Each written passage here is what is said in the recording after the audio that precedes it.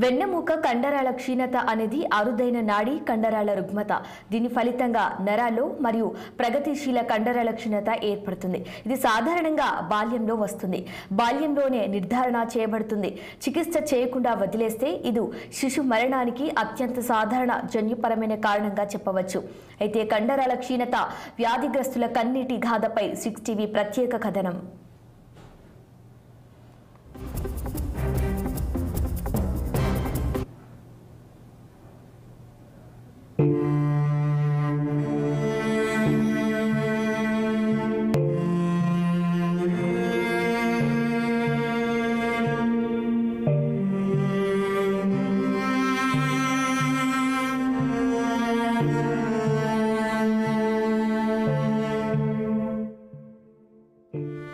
అప్పుడు ఆటపాటలతో పాటు ఉన్నత చదువులు చదివినవారే, మంచి ఉద్యోగాలు సాధించి కుటుంబాన్ని బాగా చూసుకోవాలని కలలు కన్నవారి, వృద్ధాప్యంలోని తల్లిదండ్రులకు అండగా ఉంటూ వారి కష్టాల్లో పాలు పంచుకోవాలని భావించిన వారి. కానీ అలా కలలు కన్నవారే నేడు కదల్లేని స్థితిలోకి వెళ్లారు. తల్లిదండ్రులకు తాము సేవ చేయాలని తలిచిన వారే తల్లిదండ్రులతో సమస్యలు చేయించుకుంటున్నారు. అనూహ్యంగా కండరాల క్షీణత వ్యాధి బారిన పడిన వారందరిది ఇదే పరిస్థితి.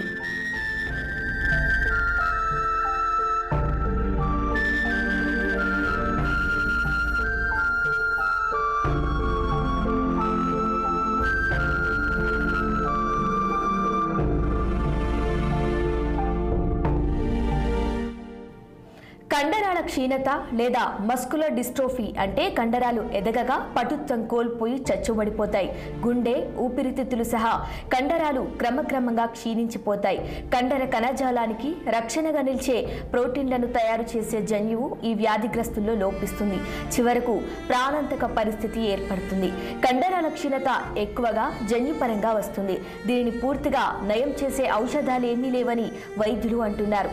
కాగా ఉమ్మడి నల్గొండ జిల్లాలో కండరాల క్షీణతకు గురై 20 మంది వరకు మృత్యువాత పడ్డారు. ఇలాంటి బాధితులు నల్గొండలో 239, సూర్యాపేటలో 179, యాదాద్రి భువనగిరి జిల్లాలో 84 మంది ఉన్నారు. ఇలా ఉమ్మడి నల్గొండ జిల్లాలో 500 మంది కండర క్షీణత వ్యాధిగ్రస్తులు ఉండగా తెలంగాణలో 3500 మందికి పైగా ఉన్నారని గణాంకాలు చెబుతున్నాయి. కాగా ఈ వ్యాధి బారిన పడిన వారందరూ ఒక అసోసియేషన్గా ఏర్పడి తమ సమస్యల పరిష్కారం కోసం కృషి చేస్తున్నారు.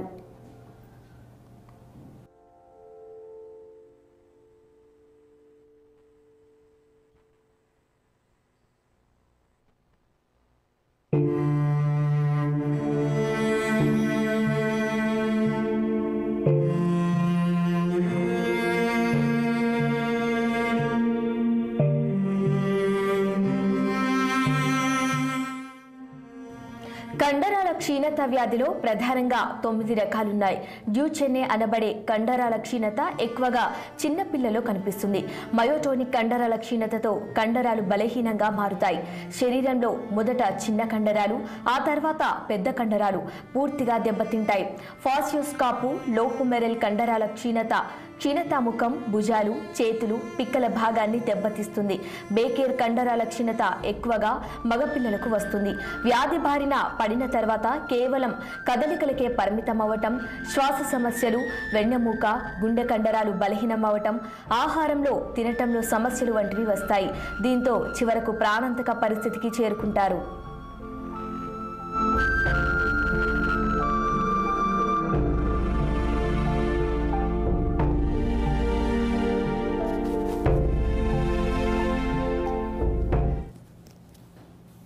పెద్ద ఆమె వైష్ణవి 2002లో పుట్టింది. 18 సంవత్సరాలు ఉంది. ఆమె చనిపోయింది. ఇట్లనే ఉండే ఆమె ఇట్లా. ఈమె చిన్న ఆమె ఈమె ఇట్లా నడుచుకుంటేనే 3 ఏళ్ళ తర్వాత ఇట్లా అయిపోయింది. వెన్నుబొక్క ప్రాబ్లం అని చెప్పారు డాక్టర్లకు అడిగినాము. ఇక ఈమెకు లేవంగానే నీళ్ళు పెట్టాలి, టాయిలెట్ బాత్రూమ్ తీసుకొని పోవాలి, స్నానం చేసుకోవాలి, అన్ని పనులు చేసుకోవాలి. నేను బయటికి కూలికి పోలేను, ఎక్కడ పోలేను. నేను ఈ 2 పిల్లల సేవ చేసుకుంటూనే ఇంట్లోనే ఉండాలి. ఎవరు మనకు పెద్దగా తెచ్చి పెట్టలేదు. మా ఆయనకు షుగర్ ఉంది, మా అత్త లేవలేదు, మా మామ చనిపోయింది, పెద్ద బిడ్డ చనిపోయింది, మా అమ్మ లేదు, మా నాయన లేదు. నాకు నేను ఉన్నదాన్ని ఒక్కదాన్ని. నాకు ఇట్లాంటి పిల్లలు ఎన్నుబొక్క ప్రాబ్లం ఉంది కాబట్టి ఏమైనా మందులైనా సరే ఏమైనా డబ్బులు కూడా వేస్తే కూడా మంచిగానే ఉంటుంది. గవర్నమెంట్ సాయం చేస్తే కూడా ఎంత చేసినా తక్కువనే సార్. వీళ్ళ గురించి చేయాలంటే చెప్పాలంటే చాలా కష్టం ఉంటుంది. ఏమైంది నెలకు 3,000 వస్తున్నాయి కదా పింఛన్ అని అనుకుంటారు, కానీ 3,000 ఎక్కడునో అది, కానీ మన చేతికి ఉండే డబ్బులు చాలా కష్టం ఉంటుంది. పొద్దున్న లేస్తే ఇక మనం బయటికి వెళ్ళేది లేదు, కానీ ఊరికి పోవాలన్నా ఏడికి పోవాలన్నా కానీ అప్పుడు పోయి అప్పుడు రావాలి. 5-10 నిమిషాలలో పోయినట్టు రావాలి, ఒక్క రోజులనే రావాలి. కానీ ఇలా నిష్పెట్టి ఎక్కడ వెళ్ళలేము. ప్రతి క్షణం ఒక బాధ, నరకం చూసుకుంటూనే ఉండాలి. చిన్నప్పటి నుంచి ఇదే బాధన. ఆమె పెద్ద 18 సంవత్సరాల నుంచి ఆమె పూజ చేసిన ఆమె పోయింది, 5 సంవత్సరాలు అవుతుంది ఆమె పోయి. ఇక ఈమెకు ఆ తర్వాత ఈమెనే. నాకు 2 బిడ్డలు, ఒక కొడుకు. ఇక ప్రస్తుతం ఈ కండరాల క్షీణత జబ్బుకు ఎలాంటి చికిత్స లేదు. దీన్ని పూర్తిగా నయం చేసే ఔషధాలు ఏమీ లేవు. పోషకాహారం, జీవనశైలిలో మార్పులతో కొంత ఉపశమనం పొందవచ్చని వైద్యులు చెబుతున్నారు.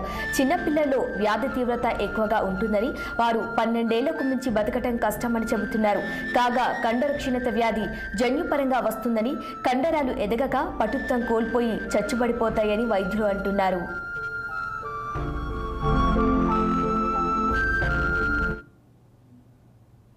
నేను పుట్టేటప్పుడు మంచిగానే పుట్టాను. 1, 2, 3 తరగతి గట్టుపల్లి స్కూల్కు నడుచుకుంటూ వెళ్ళి మళ్ళీ మా గ్రామంకు వచ్చేటోని. ఆ తర్వాత 4వ తరగతి మళ్ళీ హాస్టల్లో ఉండి చదివి మళ్ళీ 5వ తరగతి వచ్చేలోపు నడుమ కొంచెం లోపల పోయి కాలు కొంచెం ఎత్తు ఉండి నడిచేటోని పడిపోయేటోని.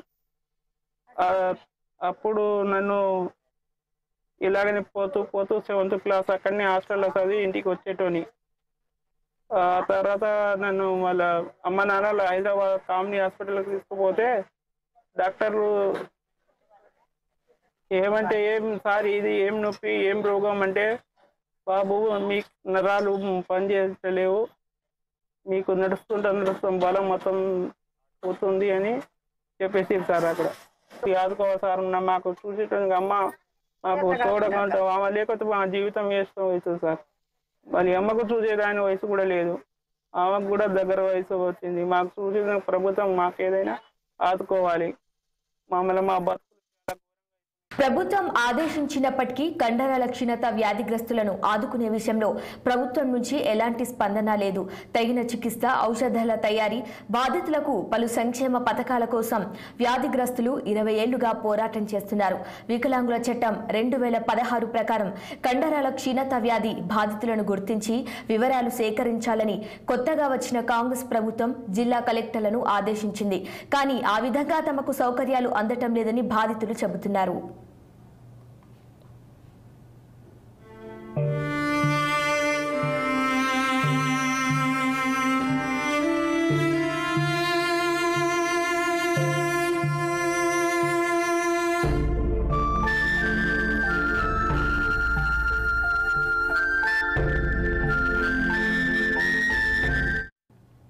అరుదైన వ్యాధితో ఏళ్లుగా నరకం అనుభవిస్తున్న తమకు ప్రభుత్వం భరోసా కల్పించాలని కండర క్షీణత వ్యాధిగ్రస్తులు 6 టీవీ ద్వారా ప్రభుత్వాన్ని కోరుతున్నారు. అందుకు ఆరోగ్య కార్డుతో కార్పొరేట్ వైద్యం, బ్యాటరీతో నడిచే వీల్ చైర్లు, పౌష్టిక ఆహారం అందించాలని, ప్రభుత్వ పథకాల్లో 5% రిజర్వేషన్లు కల్పించాలని కోరుతున్నారు.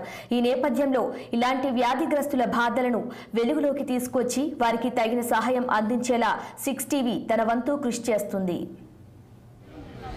తెలంగాణ రాష్ట్ర వ్యాప్తంగా కండరాల క్షీణిత వ్యాధిగ్రస్తులు రోజురోజుకు పెరిగిపోతున్నారు. అయితే వీరికి పౌష్టికాహార లోపమా మరేదో సమస్య తెలియదు అంటే, కానీ వారు మాత్రం కండరాల క్షీణిత వ్యాధితో బాధపడుతున్నారు. అయితే ఈ వ్యాధి ఒక్కసారి వస్తే మాత్రం నయం కావడం అనేది అసాధ్యంగా ఇక్కడ బాధితులను చూస్తే మనకు కనబడుతుంది. మనం యాదాద్రి భువనగిరి జిల్లాలో ఉన్నాము. ఇక్కడ మొత్తం 500 మంది మనం ఇక్కడ వ్యాధిగ్రస్తులతో మాట్లాడి వీరి సమస్యలేంది, వీరికి ఎలాంటి సహాయాలు కావాలనే విషయాలను తెలుసుకుందాం. తెలంగాణ రాష్ట్ర వ్యాప్తంగా కండరాల క్షీణిత వ్యాధిగ్రస్తులు రోజురోజుకు పెరిగిపోతున్నారు. అయితే వీరికి పౌష్టికాహార లోపమా మరేదో సమస్య తెలియదు అంటే, కానీ వారు మాత్రం కండరాల క్షీణిత వ్యాధితో బాధపడుతున్నారు. అయితే ఈ వ్యాధి ఒక్కసారి వస్తే మాత్రం నయం కావడం అనేది అసాధ్యంగా ఇక్కడ బాధితులను చూస్తే మనకు కనబడుతుంది. మనం యాదాద్రి భువనగిరి జిల్లాలో ఉన్నాము. ఇక్కడ మొత్తం 500 మంది మనం ఇక్కడ వ్యాధిగ్రస్తులతో మాట్లాడి వీరి సమస్యలేంది, వీరికి ఎలాంటి సహాయాలు కావాలనే విషయాలు రాష్ట్ర వ్యాప్తంగా కండరాల క్షీణిత వ్యాధి అనేది రోజు రోజుకు పెరిగిపోతుంది. అయితే దీనికి సంబంధించి వయసుతో సంబంధం లేకుండా ప్రతి ఒక్కరికి ఈ వ్యాధి అనేది సోకుతుంది. అయితే ముఖ్యంగా కండరాలు అనేది క్షీణించడం వల్ల ఈ వ్యాధి అనేది బలపడుతుంది. అయితే ముఖ్యంగా మాత్రం యాదాద్రి భువనగిరి జిల్లాలో 84 మంది, అలాగే ఉమ్మడి నల్గొండ జిల్లా వ్యాప్తంగా చూసుకుంటే 500 మంది, అలాగే రాష్ట్ర వ్యాప్తంగా మాత్రం 3500 మంది ఈ వ్యాధిగ్రస్తులు అనేవారు ఉన్నారు. అయితే వీరికి ఒక్కసారి ఈ వ్యాధి అనేది సోకితే మాత్రం మళ్ళీ జీవితంలో అది నయం కాని పరిస్థితులు మాత్రం ఏర్పడుతుంది. అయితే ఒకసారి కండరాల క్షీణిత అనేది ఏర్పడితే అది జీవితాంతం అలాగే ఉండిపోతుంది. అయితే ఈ వ్యాధి సోకిన వారికి మాత్రం ఖచ్చితంగా ఒకరు వెమ్మటి ఉండి వారి యొక్క బాగోగులు చూసుకోవాల్సిన పరిస్థితి అయితే ఇక్కడ కనపడుతుంది. ముఖ్యంగా చూసుకోవచ్చు, రాష్ట్ర వ్యాప్తంగా 3500 మంది కండరాల క్షీణిత వ్యాధితో బాధపడుతున్నారు. అయితే దీనికి సంబంధించి మాత్రం ఎలాంటి వైద్యము వీళ్ళు ఎక్కడికి వెళ్ళినా కానీ ఎలాంటి వైద్యం లేదని చెప్పేసి హాస్పిటళ్ళు చెప్తుండడం, అలాగే గవర్నమెంట్ కూడా ఈ వ్యాధికి సంబంధించిన సోకిన వారికి ఎలాంటి సహాయాలు కూడా చేయకపోవడం లాంటివి కూడా మనం చూస్తున్నాం. అయితే ప్రభుత్వం ఈ కండరాల క్షీణిత వ్యాధికి సంబంధించిన వారిని వారి బాగు కోసం ఒక కేర్ టేకర్ని తీసుకోవాలి. అలాగే వీరికి ట్రైసైకిల్ కానీ అలాంటివి కూడా ఇవ్వాలని చెప్పేసి చెప్తున్నారు. అలాగే వీరిని పోషించడానికి పెన్షన్, నెలవారీ పెన్షన్ 3000 కాకుండా వీరికి ఎక్కువగా ఇవ్వాలని చెప్పేసి ఇక్కడ కండరాల క్షీణిత వ్యాధిగ్రస్తులు అయితే మనకు తెలియజేస్తున్నారు. మనం యాదాద్రి భువనగిరి జిల్లాలో చౌటుపల్ నారాయణపురం మండలానికి సంబంధించి ఇక్కడ కండరాల క్షీణిత వ్యాధిగ్రస్తులు మాత్రం ఉన్నారు. వారి యొక్క బాగోగులు చూసుకోవడానికి వారితో పాటు మరొకరు ఖచ్చితంగా ఉండాల్సిన పరిస్థితి అయితే ఇక్కడ ఏర్పడుతుంది. మొత్తం రాష్ట్ర వ్యాప్తంగా 3500 మంది వ్యాధిగ్రస్తులు ఉన్నారు. ఈ వ్యాధి ఒక్కసారి వస్తే మాత్రం మళ్ళీ కుదుట పడే అవకాశం కానీ ఉండదు. ఒకసారి వస్తే మాత్రం మంచానికి పరిమితం కావాల్సిన పరిస్థితి అయితే ఇక్కడ ఈ వ్యాధిగ్రస్తులకు అయితే ఉంది. వీరిని పట్టించుకొని వీరి బాగోగులను ప్రభుత్వం తీర్చాలని చెప్పేసి కండరాల వ్యాధిగ్రస్తులు చెప్తున్న పరిస్థితి మనకు కనపడుతుంది. నరేష్, 6 టీవీ, యాదాద్రి భువనగిరి.